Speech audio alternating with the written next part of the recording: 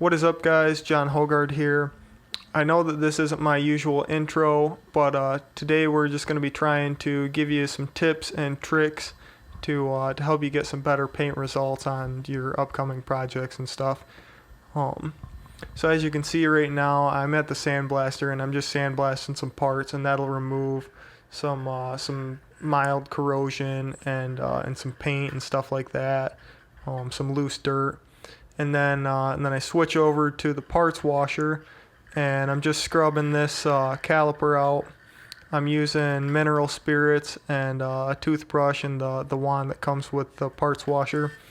And I'm just trying to, again, get all of the grease and loose dirt and stuff like that out. And it's pretty baked on this caliper because it gets hot, and so it helps having a stronger detergent. But anything like a soap or rubbing alcohol or anything to help remove that is obviously going to be beneficial.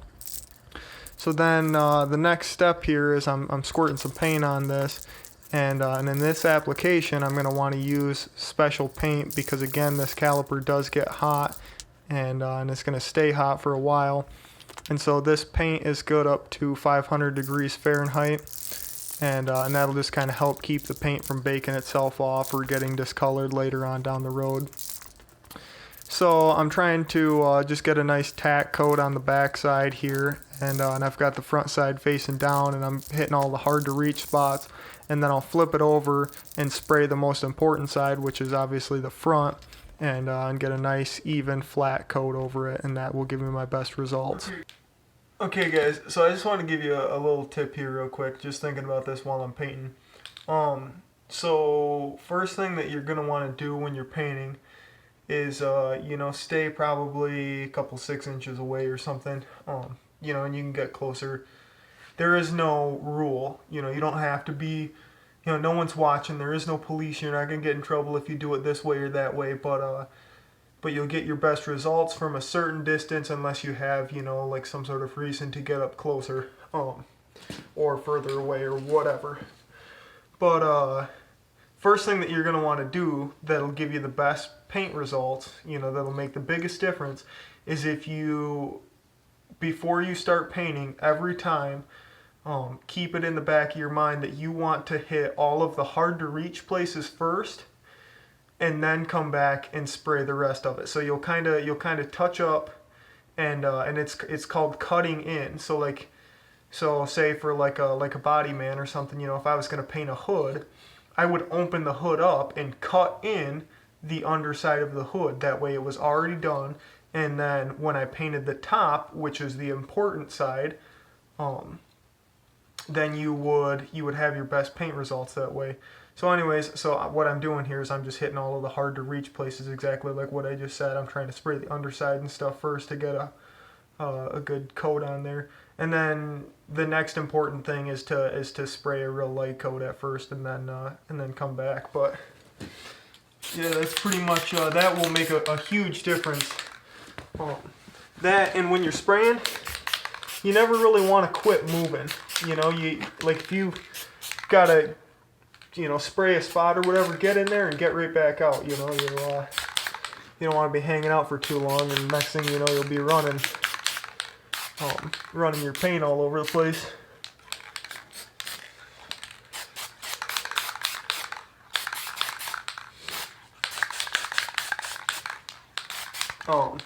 And I'm no, professional painter or anything. I did work at a body shop for a while, but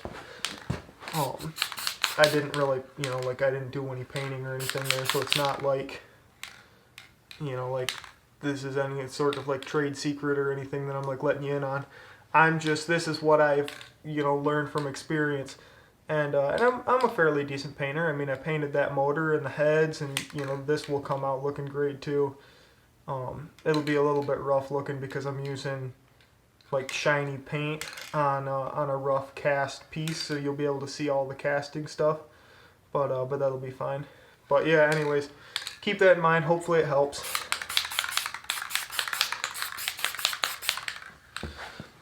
One last thing, so when you're doing your last coat, you don't want to go heavy, because again, you can run your paint. it'll start dripping and stuff, and all of the previous steps will just go right to hell. But on your last coat, you want everything to be wet all at the same time, or at least keep. So say I was starting from here and spraying this way, I would want to keep this edge wet so that it all dried as one continual piece. So, you know, maybe by the time I'm here, this spot back here is dry, but this stuff right here is still wet. And so when I spray more paint on top of that, it will, like, you know, wick into the other paint. It'll mix with the other paint, and that will keep a consistency along the whole piece. Whereas if I spray over here and then this dries, and I spray over here and then this dries, and go back to right here, there will be this spot where there's fresh paint on top of old paint, and you'll get like a weird dry spot area, and that's obviously no bueno either. So anyways, try and spray, you know, try and keep that wet edge.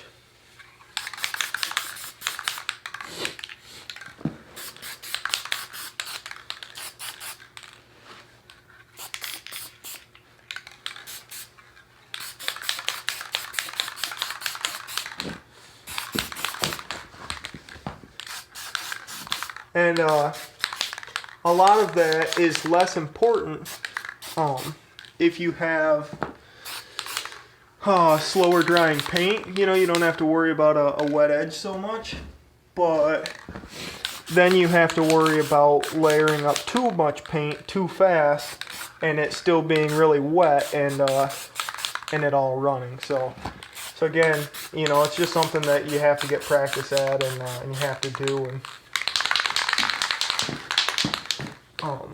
you know, a lot of people, you know, spray paint stuff and it doesn't come out looking very good, or it could look better, or a lot of people, you know, associate bad paint jobs with something like spray paint. But I mean, there's a right and a wrong way to do it, or I guess a way to get good results and a way to not get so good results, you know. So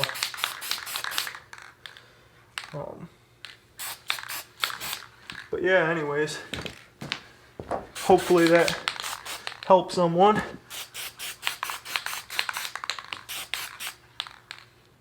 Last trick, I'm gonna let this stuff dry here, but this isn't really a trick, but it's more of, you know, just if you know, then you know, and if you don't, you don't. But this stuff here is lacquer. Now, I'm not exactly sure what the makeup of this paint is, you know, and what the benefits of it, you know, towards like an enamel or towards an epoxy or something are. But what I can tell you is that in my experience, this stuff dries really fast all the time. And on top of that, it buffs really well. You know, it'll take a buff pretty good, and you can shine it up, you know, just about like car paint or something. But yeah, so anyway, so I love lacquer. It's one of my favorite things to spray, mainly just because it dries so dang fast, and I'm impatient. But as I said, hopefully that helps someone, and I'm gonna keep moving on.